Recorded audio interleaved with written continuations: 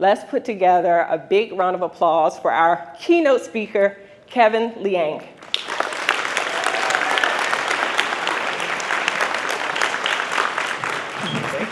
Can you all hear me? Yay! Good morning. Give me a second to set up, but how are y'all doing today? Come on. How y'all doing today? That's better. All right, give me a second. All right. So, thank you, Crystal, for that introduction. Yao told us the theme of today is inspire and connect. I'm going to try my best to do that. Show of hands, how many of you have ever struggled to explain what UX is to your friends and family? Yeah. How many of you have struggled explaining it to stakeholders? Yeah, a few more. And how many of you woke up with back pain because your pillow sucked last night? That's me. That's me. All right, the connect part is done. So I've been doing UX research for the past decade, and I've been teaching, educating, training researchers for about the past 5 years, and managing building teams for the past 4. And I think, still to this day, my mom doesn't know what I do. So when Yao approached me to do the keynote, I was like, you sure? Are you sure? Who am I? You know, I didn't think I was special. I'm flattered though, but are you sure? I might have a lot to teach, but do I have a lot to say? A lot of things are worth teaching, but what's worth saying? And so many things we're going to learn today are very practical how-tos from your lovely speakers and panelists. On leadership, networking, designing for uncertainty, and hey, I'm just excited to be sitting there where y'all are sitting later as a learner. And I thought, what should I talk about? I don't feel like I should be on this stage. Maybe I should talk about imposter syndrome. I could talk about how to do more strategic work in a very tactical heavy environment. Or I could talk about how to be more of a leader, even if people don't take you seriously because you look kind of young. Ask me how I know.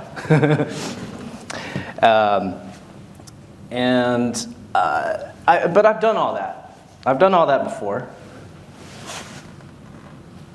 Like this.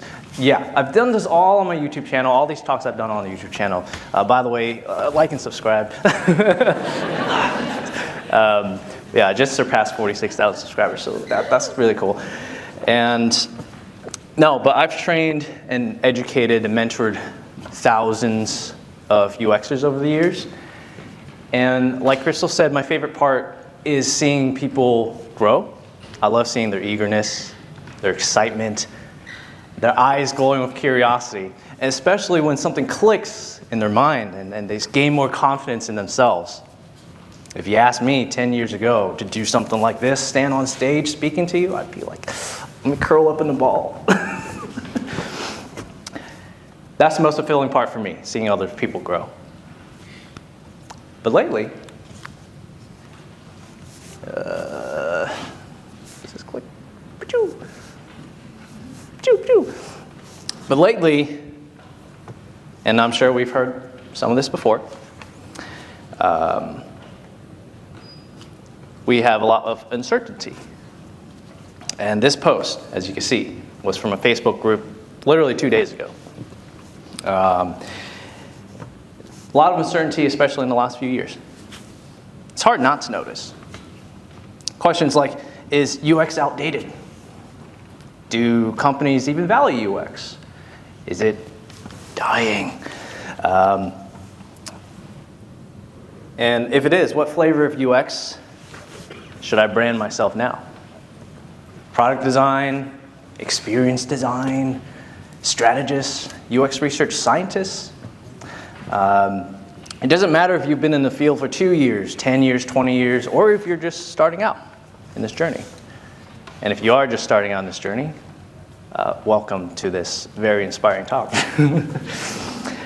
So there seems to be not just uncertainty in the world we design for, there seems to be uncertainty in the world we design from, in our cozy corner of UX. But don't worry, I know it's 9 a.m. in the morning, 9:45, so I'm not going to get all depresso on you before your espresso. I'll try to be more inspiresso. Yeah. Well, let's make that into a t-shirt, right? Now, I could give you an inspirational talk, but I can't give you an authentic one without talking about the difficult things. So ultimately, I decided to take a more philosophical approach today. So before we jump into the lovely practical workshops today, juicy learnings, I'd like to ground us, what we learn around who we are and why we matter, why UX matters. But in order for us to adapt to the future, we have to embrace our... Yes, thank you, A+. Yeah, we have to understand where we come from, who we are, and perhaps more provokingly, who we can be.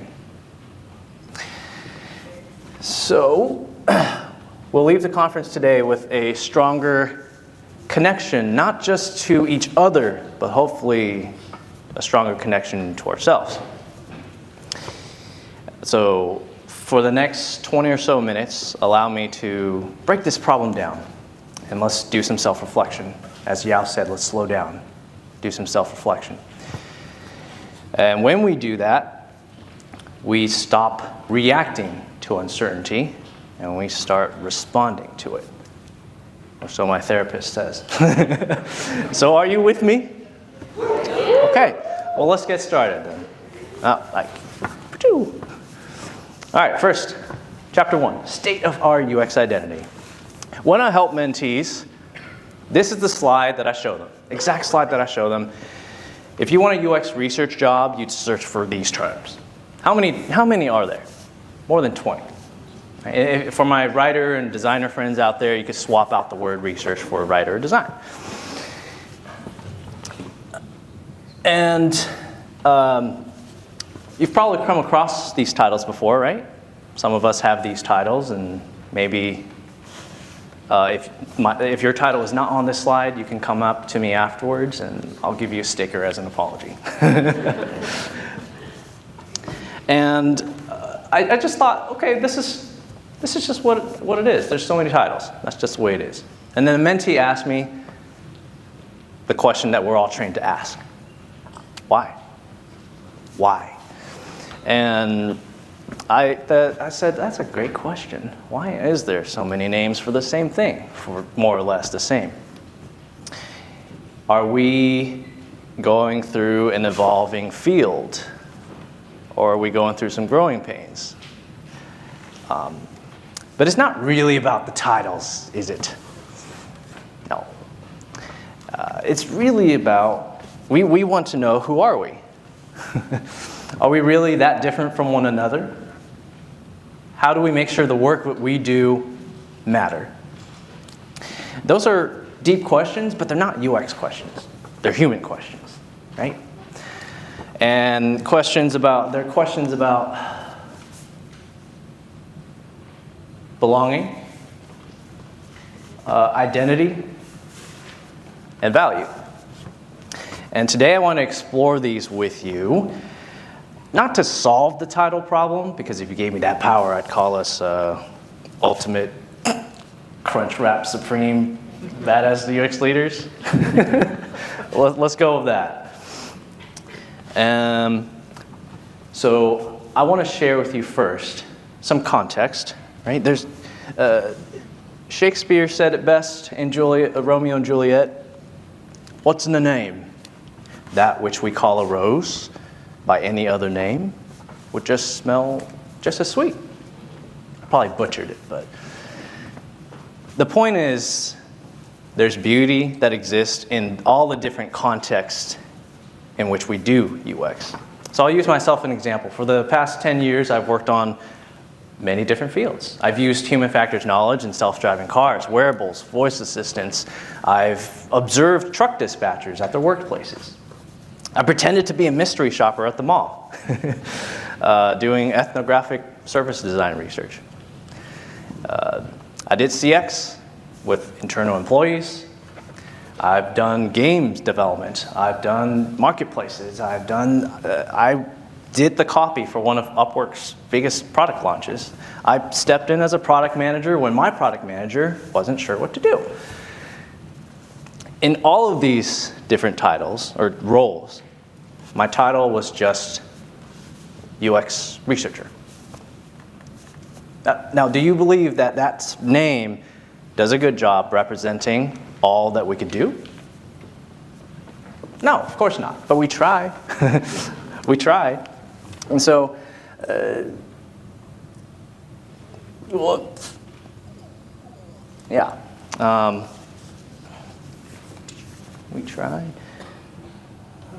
And with all those different titles, not this one, Jacob Nielsen calls it UX vocabulary inflation. Has anyone heard of that term before? Yeah. And it's not really about the titles, as I said, because I think the real problem, which I'm going to show you soon, if we're not sure what to call ourselves, how can we expect others to do the same? So before I got into UX, I read a lot of business books. One of those books was Blue Ocean Strategy. Has anyone read it? Okay, a few people. Okay. Not my words, but it's one of the best-selling business books of all time. If you ask a CEO, if you ask some product person or a business person, they've probably read it. And the tagline is how to create uncontested market space and make the competition irrelevant. That's a pretty bold tagline, right? Now, the authors detail a 5-step process to creating this blue ocean. Do you remember what it is, sir? No. Okay, that's all right. It's okay. Yeah, it was published in 2004. That was like Athens Olympics, and I don't know, was that when Post Malone was born? Who knows? Who knows? So I'm going to put on my educator hat. I'm going to do our first lesson. I'm going to give you a quiz afterwards, okay? I'm going to show you these 5 steps, and I want you to see if it reminds you of anything. Are you ready? Okay. Step number 1 of the Blue Ocean strategy is choose the right place to start, construct the right team. Step 2, get clear about the current state of affairs, uncover the pain points that limit the current industry, and discover a notion of non-customers. Systematically reconstruct market boundaries, develop alternative opportunities. And last but not least, select the appropriate solutions, conduct rapid user and market research experiments, and launch. Quiz time. What does this remind you of? Yeah, exactly. UX process, A+ for everybody. They're literally describing the UX process. That's wild. And I thought, huh. So let's take a look at how it's comparable to the UX process. First, we align, right? Form the right team, make sure you align with the right stakeholders. Background research, conducting secondary research, analytics, market research to see how things are going today. Third step is going out and doing primary research. Understand what's going on today with our users, go talk to them, survey them, use different kinds of methods. Fourth step is ideation. Brainstorm those solutions based on research, and finally, test it. And then you do it all over again. So the thing is, the best-selling business book of all time, one of the best-selling books, is talking about the UX process. but they're using their language, and we're using ours. No wonder we have some struggle explaining UX, because we're using different words, using different names.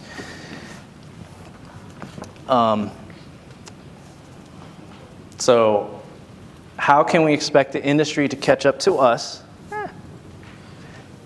if we don't even have a consistent name for ourselves? Isn't that the definition of bad UX? We have good UX instincts for ourselves. But for our partners and stakeholders, we can work on that. So how do we get here?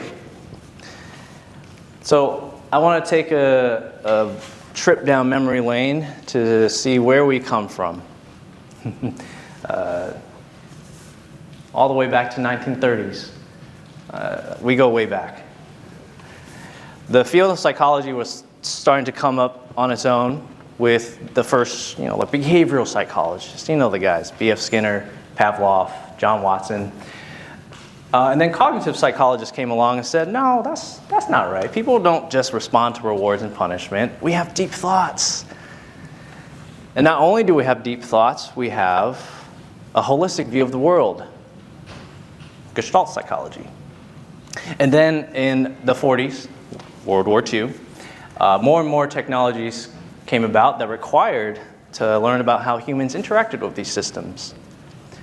And thus came industrial engineering, psychology, human factors. So you got these people, Alphonse Japanese, Paul Fitts of Fitts Law. They worked on cockpits of fighter jets or planes. We got Donald Brodmann, who worked on radars, and Lillian Gilbreth. Shout out to Lillian Gilbreth because she was from my hometown of Oakland, California. So, whoo. Anyone from Oakland? No, it's all good. It's all good. Let's move forward a little bit. Oh no, too much. 70s. Oh. Sorry, I'm just clicking too much. You started getting into behavior economics with these two guys. If anyone's read the book, Thinking Fast and Slow, Daniel Kahneman, Amos Tversky. And for my design friends out there, you gotta give some love to Dieter Rams, who wrote 10 Principles of Design. I couldn't find a good picture for the 90s and to present day, but I put some pictures of people who inspired me. On the right, we have the late Tom Tellis. I had the privilege of taking a course with him during my master's program. In the middle, I have my mentor and good friend, Paula Desmond, who used to be my manager at Uber. And she was the one who actually believed in me. If it wasn't for her, I probably would have gave up on UX research due to a terrible experience the year before. And then finally, we got you. All of you, who's going to be the future of UX, shaping the future.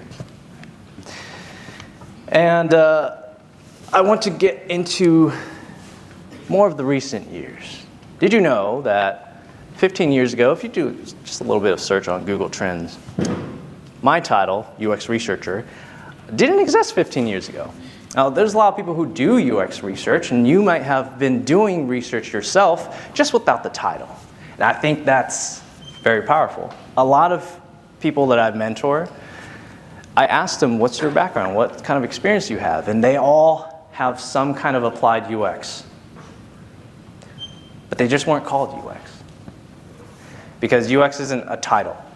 UX is a thinking process. It's a problem-solving process. And so I say, yeah, you know how to do it. Don't let the title stop you. What I want to emphasize, though, is today we take on a much bigger blend of roles. Strategic, tactical, we might even do some operations, design. I know I was just speaking to someone who did design and research. Pure unicorn, So, we'll leave it. So the question is now, are the fragmented titles of today, a result of natural evolution of a field, or just something else going on? Are we really that different from one another? What is our identity? So let's talk about that. What is identity? So Erik Erikson, does anyone know Erik Erikson? German developmental psychologist. He described identity as the sense of oneself and how we fit into society. And identity evolves throughout the lifespan. We look inwards and outwards towards social and cultural environments, our peers, our managers, our leaders, your neighbor sitting next to you, to get a sense of who am I? What do I represent? And all of those play a role in shaping our identities. And we attach a part of that identity to our names. And Erik Erikson would say, if you have a conflict between who you are versus who you can be versus who you want to be, this is what he would call role confusion. And guess what? That's okay. It's completely normal. Well, I'm trying to figure out my own identity every day, right? But it can be hard to find that continuity when a lot of loud voices are reactive. So I want to talk about a few of these uncertainties that complicate who we think we are. Uncertainties like AI, the economy, and maybe just a sense that our stakeholders don't really know what we do or value what we do. And all of those triggers have one underlying theme, and that is survival. If we're too busy surviving, we stop working on building foundations. We start tending to our branches, but we forget to water our roots. And then we start questioning our worth and employ some coping mechanisms, which I want to talk about. So I'm going to explain some of these behaviors that I've seen over the past decade. Some of them I've experienced myself as well. The first one is reacting. I'm sure you've all seen articles about UX. You know, what's next for UX? And it's pretty clickbait.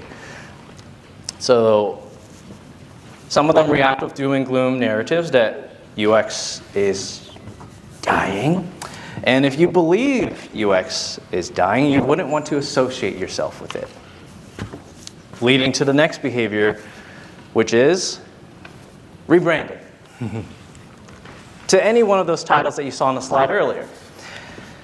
And we do it so that we can distance ourselves from a field we think is not so great anymore. But we are all here, so I know there's a big future for it. And another behavior based on all these factors is speculating. If you're a gambler, you might like this. We try to guess what the future of UX is like. It's fun. It's fun to think about it. But no one seems to agree, because it's hard to predict the future. This is what we're literally trained not to do when we do research with users. Will you buy this product in the future? We don't ask that question.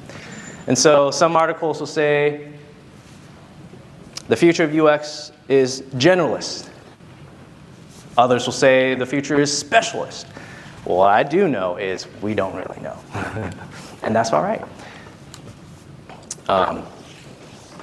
Next is kind of sad, but is conform. I was speaking to a VP of UX at a big biotech company, and my manager actually connected me with this VP.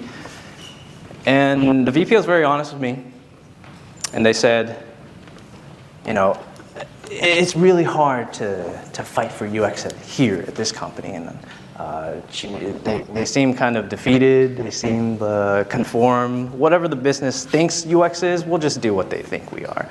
I got to keep my job. I get it. I get it too. And that could be a culture that's not conducive to it. And then finally, the last one's not really a coping mechanism, but more of just a behavior. If all of these things you felt, you might even leave the field entirely. Does anyone know someone who's left UX entirely? Yeah, a couple of you. And then when you leave, you find something to blame. We find something to blame, like AI, boot camps, the economy, democratization. Right? I'm not going to talk about those. Don't worry. So I wanted to break these down for us. And I purposely framed the talk today this way. I told you I won't want to be all depresso. But I think I must acknowledge what's happening in the conversations in our world today.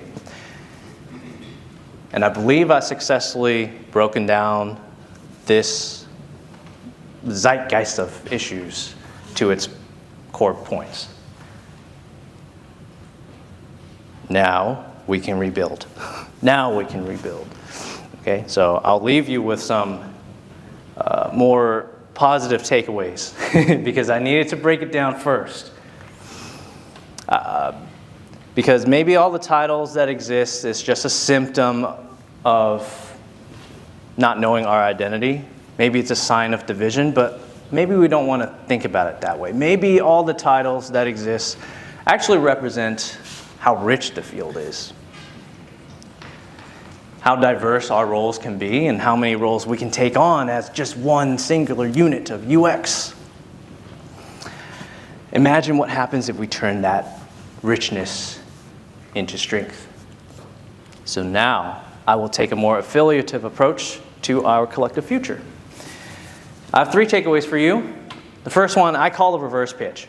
I'm sure a lot of you have seen the templates for how to calculate the ROI of UX. You know, you show your stakeholders, this is what UX can save you in money and time. Wait, there's more. If you do UX today, we'll throw in a free strategic session for you too. How many have tried those ROI templates before?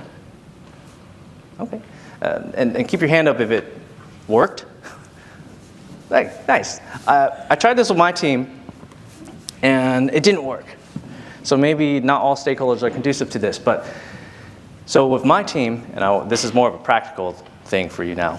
With this one team, I decided, okay, well, if I'm pitching UX and the ROI isn't working, I'm just going to do what I do best. Ask questions, break assumptions, involve them throughout a research process, get them involved into the research, spot problems, and solve problems in a human-centered way so that they can make the best decisions for the company. And at the end of the project, they said, wow, we love the insights. They're really actionable. They're really straightforward and easy to understand. And that's when I did the grand reveal. Ta-da! That was UX. But I could have called it anything. I could have called it design research.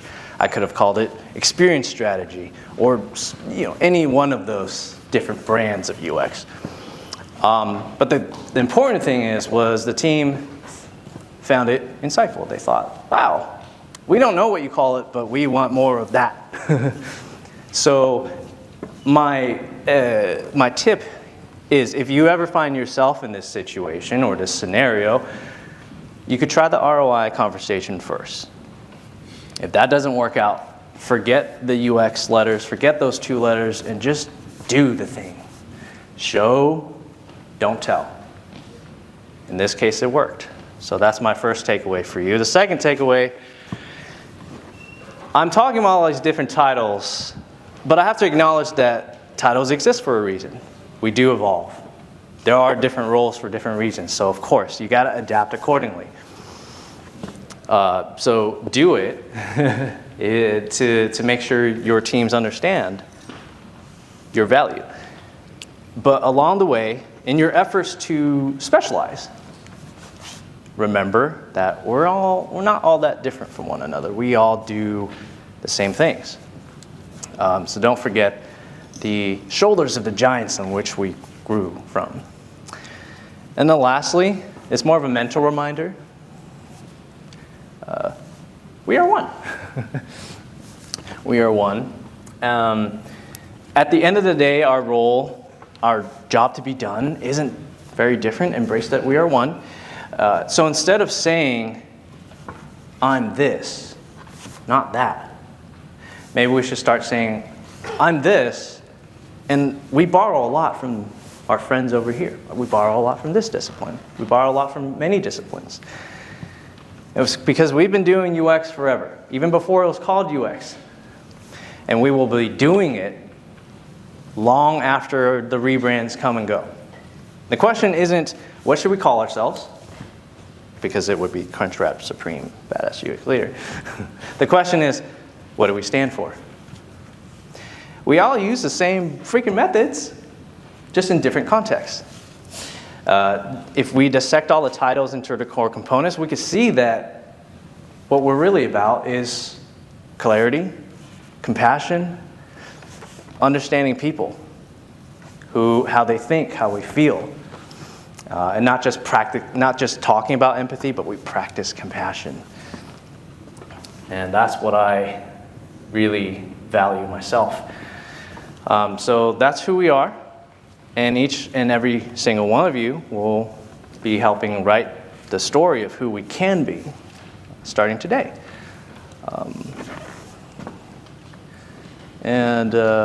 Wait, one slide.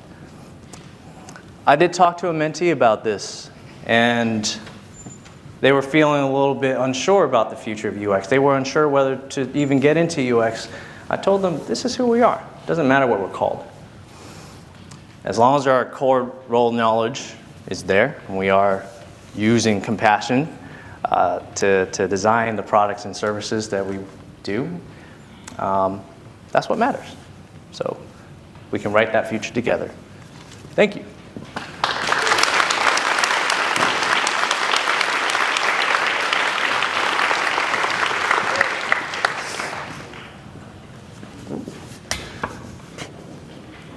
That's it for me. I have stickers. So if you want stickers after, you can find me afterwards.